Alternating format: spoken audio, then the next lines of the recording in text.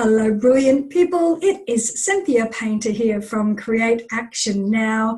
And today we're going to talk about how to engage an audience without being cheesy. So we've all been to those sort of events. We've sat in workshops or listened to a speaker and they're doing this old Simpsons hooray for everything, and it's very rah rah, and they're doing all these things where you're feeling really uncomfortable or really turned off. Now, of course, some people love that, which is great, and if that's a style that you want to do in your presentation, then that's great too. It's about you feeling comfortable and your audience feeling comfortable. So we're going to look at how do we engage without being cheesy. Okay, so why is this important? Because you need to feel comfortable and authentic. People need to know how you are on stage is how you are when they work with you. And at the end of the day, we're doing group work rather than one-to-one here because we want to be able to really feel connected to our audience. So turning up in a way that's really credible for us and comfortable for our audience is great. And look, this is one of these fears that people have, right? But next to actually public speaking, but that fear that we're going to get up there and no one's going to say anything, we're going to have crickets and so forth. So let's have a look at some ways that we can do that. Now, the first one I'll say not to do is don't start with a joke. So there's an old adage that people go, start off with a joke and make everyone feel comfortable. If you're not like that, if that's not your style, if that's not appropriate to the audience or the context of what you're doing, then don't do that. Like, we're definitely going to say integrity, authenticity is the call of the day as we're doing this. Okay, so here's our first tip. 1, know your audience. So know your audience and understand what they want. Not only what you can get away with as far as engagement or activities, but what is it that they want to be able to get? How do they learn? Are they very huggy people? Are they very standoffish people?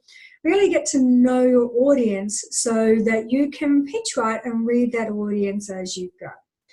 Okay, the second one is my favorite, my call to action, which is be a bit bigger than they need to be. Now, this has always been my thing as I've gone through training, and that is if I require the audience to be able to create a change, I want to be sort of bigger in my personality in the room for them to feel comfortable. Like if I want them jumping up and down doing an activity because that's what's important for where we're going, if I'm very meek and mild in that, they're not going to feel comfortable with like a role model. Think of it as role modeling where they can go. So just think, how big do you need to be that's still authentically you so that they have the space to feel like they can actually do the activities you want them to do or to be able to make the change and shift that you require of them. Okay.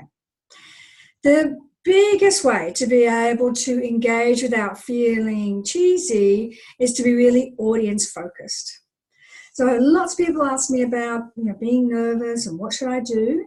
If you are focused on your audience and are reading that audience, then you will have built rapport with them, like staying engaged, communicating, the eye contact, and just focus on them rather than in your own head. We get really in our own head and it's like, oh, what are they thinking? Where are they at? Like, oh, that whole over-analysis, the whole self-doubt coming in. But if you're focused on the audience, it's sort of like being in uptime, you're totally giving your energy out to them, then that's going to keep them engaged, right? And that really is a big difference between presenting in person and, say, presenting on screen. Okay, the last one that I want you to have a think about is what is it that they need to be able to do to transition with your content? So if you think about we want to move them from A to D, what is it that they need to go through to get there? And how do they need to interact with that content to make that shift? So we might use, depending on whether it's more workshop-based or a conference speaking space, like what is it that you need them to engage in? What do you need them to experience to create that change?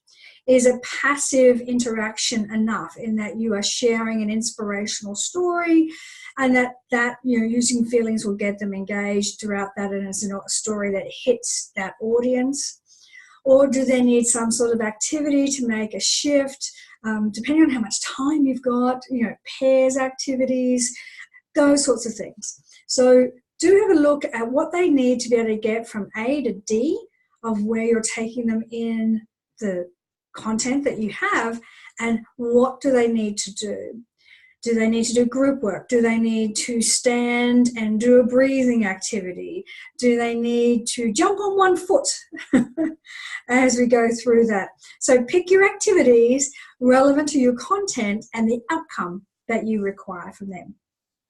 So those are some tips on how you can be more engaging without being cheesy. Really important. If you have any questions on this, let me know. This is where we can certainly work. You can let me know and we can have a 20-minute chat on how I can help you with this in your business and getting you feel more confident and authentic when you're delivering to your audience. Now, I'd love to know also ways that you are out there sharing your content and engaging your audience. So in the comments below or on the Facebook page, come and share with me some examples on how would you engage your audience? And of course, any questions that you might have. Now, if you haven't already, make sure you subscribe to the YouTube channel or the newsletter, or go over and like the Facebook page, Create Action Now. And between now and when I see you again, I look forward to seeing how you share your message. Bye, everyone.